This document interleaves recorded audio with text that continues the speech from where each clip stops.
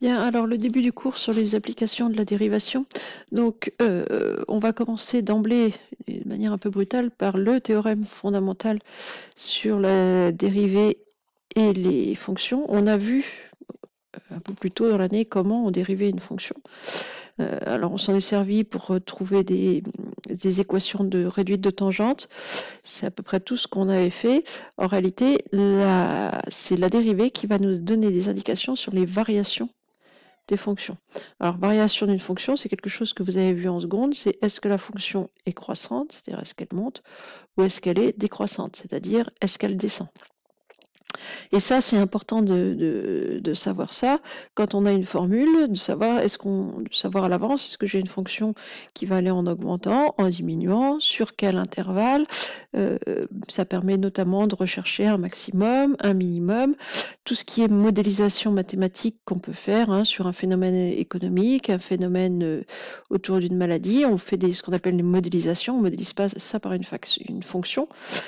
Et si je suis capable de dire, bah voilà, cette fonction-là, je sais que son maximum va être atteint autour de telle valeur, ou à l'inverse, que son minimum va être atteint ici, bah, ça permet de faire des prédictions ou des prévisions.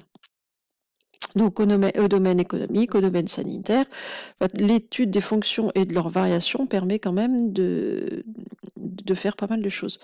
Donc ici, ce que dit ce théorème, alors ce qui va être le seul théorème de ce chapitre d'ailleurs, donc il n'est pas très difficile à mémoriser.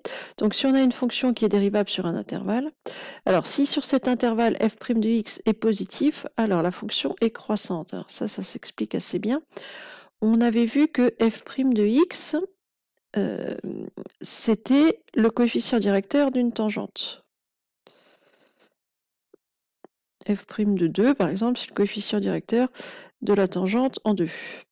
Si vous avez une courbe avec une tangente à coefficient directeur positif, une droite va être à coefficient directeur positif, si elle est justement, si elle correspond à une fonction affine croissante, c'est-à-dire si elle monte. Donc ici, j'ai un coefficient directeur positif. Donc si je suis ici, par exemple ici, ça c'est la tangente on va dire n'importe quoi, en A. Bon, et on aurait ici f' de A qui est positif. Bon, la courbe, si je veux la tracer, la courbe, elle doit être collée à la tangente. Donc, il n'y a pas le choix. Si vous avez un nombre dérivé qui est positif, vous faites votre courbe. Il faut qu'elle suive la tangente. Donc, elle ne va pas pouvoir faire autrement que monter elle aussi. Et donc, si tout un intervalle, je n'ai que des f' de x positifs, ça veut dire que je vais avoir partout des tangentes positives. Et donc, je n'aurai pas le choix. Ma fonction va être partout croissante. Donc, si f' de x est positif, la fonction, elle est croissante. De la même manière, si f' de x est négatif, donc si j'ai f' de x qui est négatif, donc cette fois-ci, ma tangente, elle va être, admettons que ce soit comme ça, c'est la tangente ici en B. Oups, je suis en train de faire des bêtises. Bon, si elle est négative,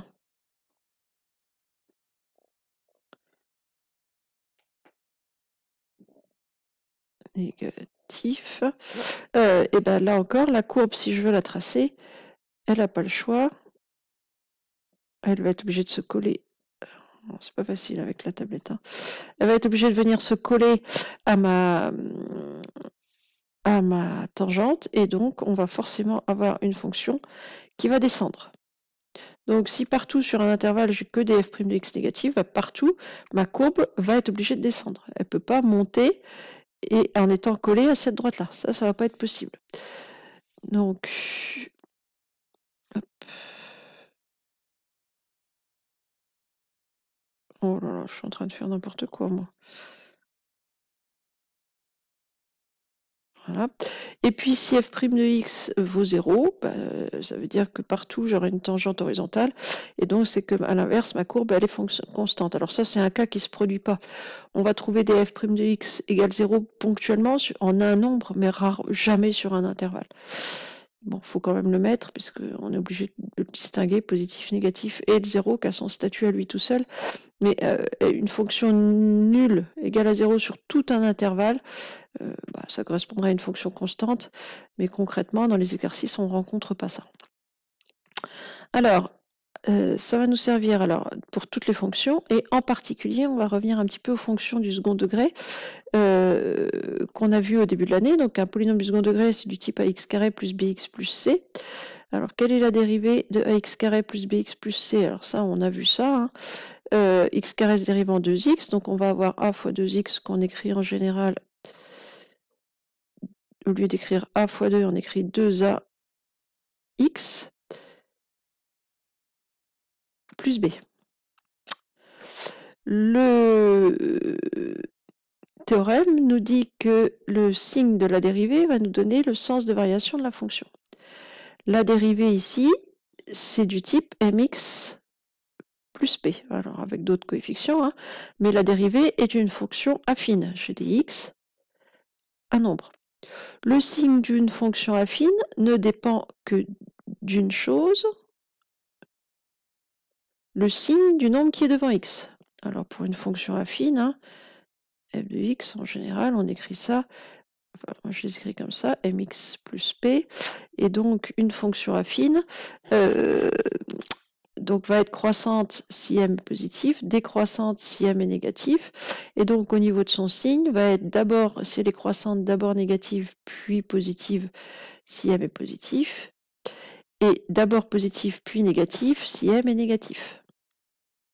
C'est-à-dire qu'on retrouve le signe de m à droite du 0. C'est peut-être comme ça que vous l'avez mémorisé en seconde, je ne sais pas, mais enfin ce sont des choses que vous avez vues, ça. Donc là, on est sur une fonction affine, donc qui va être en fonction du signe de 2a, soit croissante, soit décroissante. Donc ici, on va être obligé de distinguer si a est positif, si a est négatif.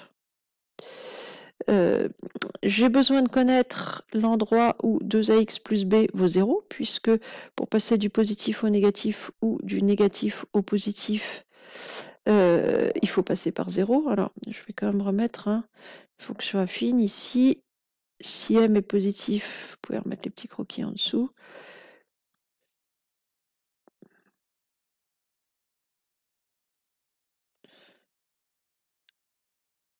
M positif.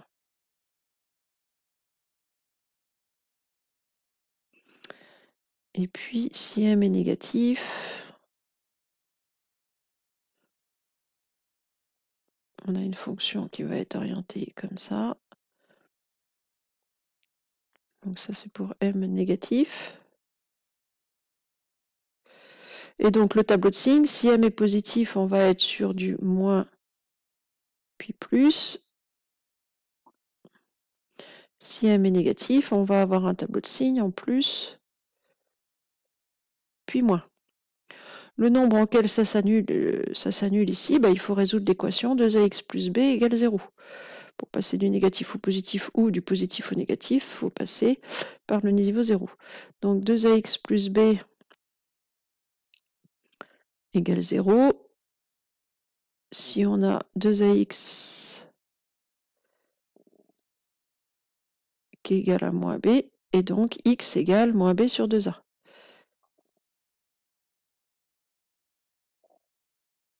Moins b sur 2a. Donc si a est positif, je vais avoir une dérivée, donc infini plus infini. S annule, je suis en train de faire des bêtises, S annule en moins b sur 2a. Donc ici, ça fait 0. Si a est positif, on est dans ce cas de figure-là, donc elle est d'abord négative, puis positive. Et donc, je vais avoir ma fonction du second degré. Si f' de x est négatif, ma fonction, elle est décroissante. Si f' de x est positif, ma fonction, elle est croissante. Et ici, j'ai l'image de moins b sur 2a.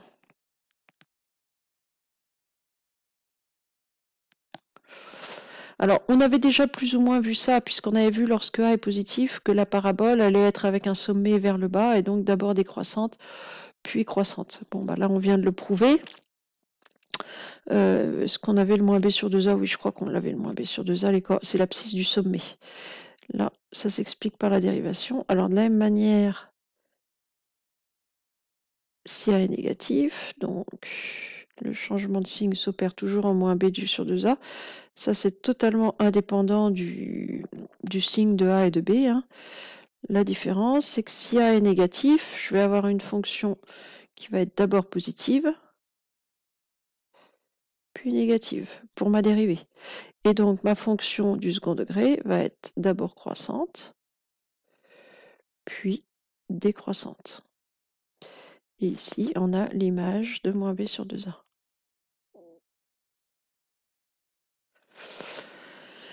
Donc, une fonction polynôme du second degré avec un coefficient A positif admet donc un... Ici, on va avoir un point le plus bas, donc c'est un minimum.